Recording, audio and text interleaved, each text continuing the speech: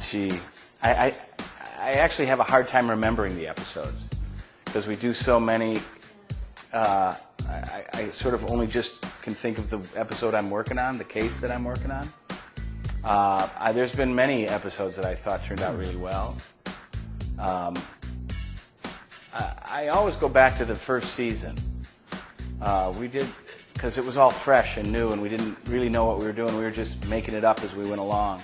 And there was several shows in the first season that are sort of my favorite ones, just because they were the first ones, you know. And we didn't know exactly how to do this, so it was very creative. There was an episode called Blood Drops. I think they call it Blood Drops. In the first season, that I always think was a big part of the show, figuring out exactly what kind of show it could be. So that would go down as one of my favorites. No, I'm not personally. I just thought Grissom would be.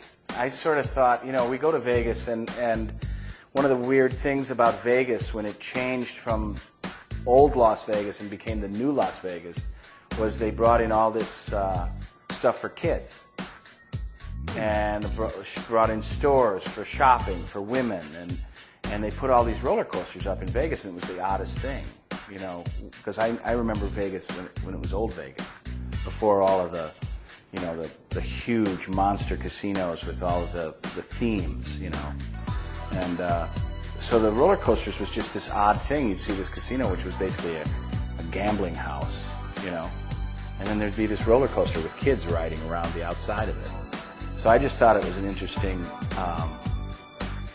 I thought that Grissom would be interested in being able to release things by going back to a childlike state and letting the roller coaster just clear his brain, you know.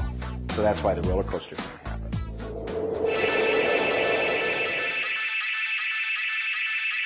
Yeah, I think that Grissom is very in touch with his childhood. I think it was a very important, I think that's when he became fascinated, first of all with bugs, and then with science. And we've talked in some episodes about the fact that his mother was deaf and didn't hear. And so he grew up in some cases in a very quiet world of his imagination. And his imagination and his creativity led him into science. So for him, science is like playing childhood games. And I think that that's always a big part of how he views his work. For him, it's all just wonder, you know? And he doesn't allow himself to become too adult about it, or it would be too difficult for him to do it, because it's all tragedy. And there's so much violence and inequity. So I think that Grissom knows very well that the safest place for him is his child soul. So that may be why you see that.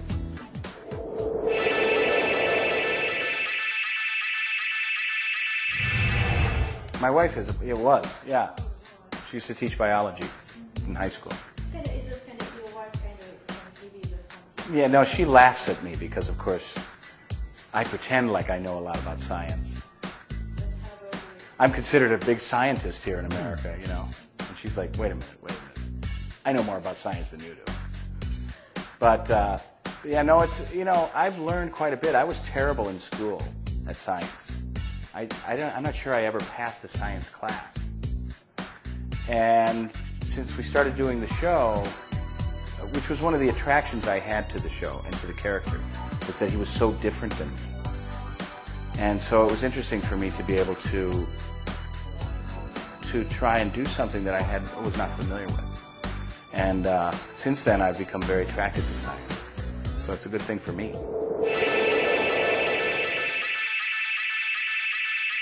No, but I don't kill insects anymore. I used to swat flies, and my wife used to make me chase the spiders, you know. I have a whole backyard full of spiders now, webs everywhere. They're just crawling around the house. She won't even go outside in the back. She only goes out the front door. because I won't kill spiders.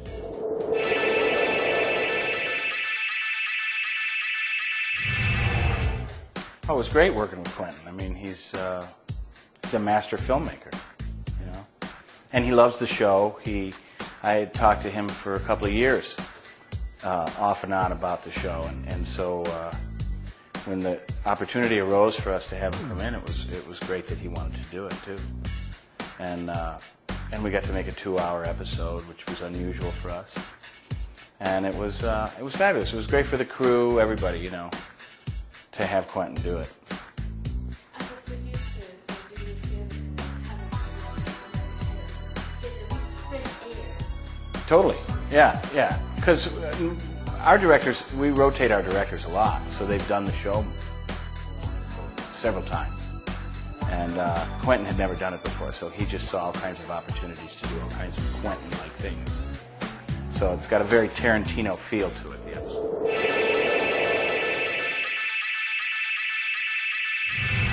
I think one of the great things about the show is as you watch it, as people watch it, they don't know where it goes, they don't know what's going to happen, they have to try and figure it out themselves. And if we talk too much about the show or what it's going to do or what we think this episode's going to be like, then I think it ruins it a little bit for the audience. I mean, I know that people want to know, but if you watch the show, you get all the information you need. We do kind of like season 6 is a kind of inside story. Well, I do know at the end of the season there's a big reveal of a couple of characters, mine being one of them.